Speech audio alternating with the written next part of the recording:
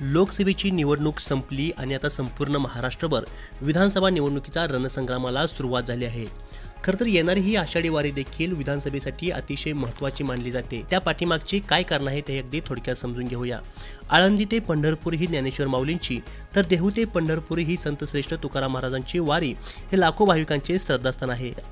या श्रद्धेच्या वारीत यंदा लोकसभेच्या निकालाने हरकलेले दोन दिग्गज नेते सहभागी होणार असल्याची चर्चा संपूर्ण महाराष्ट्रभर सुरू झाली। आळंदी ते पंढरपूर या माऊलींच्या वारीत काँग्रेसचे ज्येष्ठ नेते राहुल गांधी हे सहभागी होणार आहेत, तर देहू ते पंढरपूर या तुकाराम महाराजांच्या वारीत राष्ट्रवादीचे सर्वेसर्वा शरद पवार सहभागी होणार आहेत।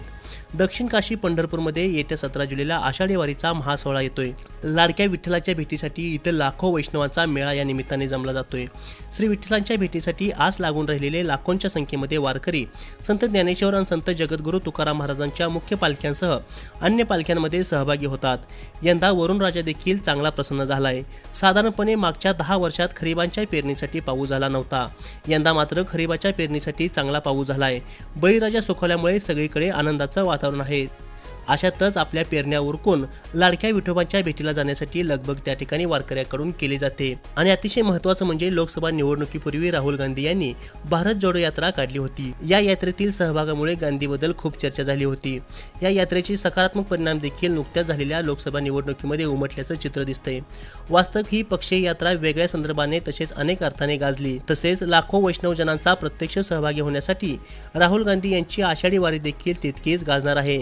वारीतील सहभागामुळे वारकऱ्यांमध्ये मोठं आकर्षण राहणार आहे। आषाढीच्या निमित्ताने पंढरपूरकडे प्रस्थान होणाऱ्या श्री संत ज्ञानेश्वर महाराजांची पालखी यावेळी माळशिरस ते वेळापूर या दरम्यानच्या मार्गावर काँग्रेसचे ज्येष्ठ नेते राहुल गांधी हे स्वतः वारकऱ्यांसोबत चालणार आहेत। या प्रसंगी ते वारकऱ्यांसोबत गप्पा गोष्टी देखील करणार आहेत आणि त्याच दृष्टीने 13 किंवा 14 जुलैचं राहुल गांधीचं या ठिकाणी दौऱ्याचं नियोजन केलं आहे। आणि त्यासोबत अतिशय महत्त्वाचं म्हणजे शरद पवार आणि त्यांची लेक आणि नातूसह पहिल्यांदाच या वारीमध्ये सहभाग घेणार आहेत। राष्ट्रवादी काँग्रेस पार्टी शरदचंद्रजी पवार पक्षाचे अध्यक्ष शरद पवार यंदाच्या आषाढी वारीत सहभागी होणार आहेत। शरद पवार हे 7 जुलैला तुकोबांच्या पालखीत वारकऱ्यांसोबत चालणार आहेत।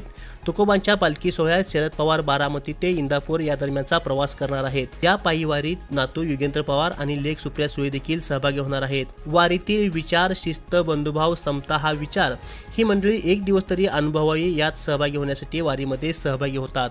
खरं तर ही यंदाची आषाढी वारी या नेत्यांमुळे अतिशय महत्त्वाची ठरणार आहे। यामुळे अतिशय महत्त्वाची एक गोष्ट लक्षात येते की यंदाची विधानसभा निवडून यायची असेल तर तुम्हाला जनतेमध्ये मिसळावं लागेल आणि जनतेसोबत तुम्हाला कामं करावी लागतील, तरच तुम्हाला त्या ठिकाणी विधानसभा सोपी जाणार आहे। या राहुल गांधीच्या वारीमध्ये मिसळण्यासोबत शरद पवार हे पहिल्यांदाच वारीमध्ये सहभागी झाले, त्याबद्दल तुम्हाला नेमकं काय वाटतं हे कमेंट बॉक्समध्ये नक्की सांगा आणि आमच्या चॅनलला सबस्क्राईब करा।